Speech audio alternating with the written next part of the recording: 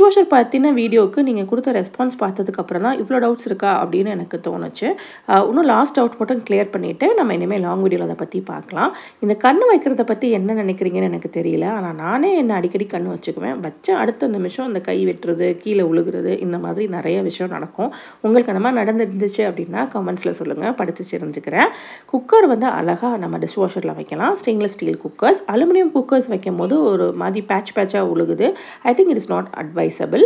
அதுக்கு அடுத்து வந்து தீஞ்ச பாத்திரம் வந்து நல்லாவே க்ளீன் பண்ணும். பட் வந்து 100% க்ளீன் பண்ணாது, 70% க்ளீன் பண்ணும். அதுக்கப்புறம் நம்ம கையில் எடுத்துக்கிற மாதிரி தான் பிசுக்கு இருக்கும். ஸோ வந்து தாராளமாக வைக்கலாம். ரொம்ப தீஞ்சு கருகி போனதெல்லாம் வைக்க முடியாது. நம்மளே கொஞ்சம் சென்சிபிளாக இருக்கணும். அண்ட் அடுத்து வந்து இரும்பு கடாய் இதெல்லாம் வந்து வைக்க முடியாது. நான்ஸ்டிக்கும் வைக்கலாம், பட் அதில் இருக்க கோட்டிங்லாம் போயிடும் ஹாட் வாட்டர்னால. அதனால் அதை அவாய்ட் பண்ணிக்கிறது நல்லது.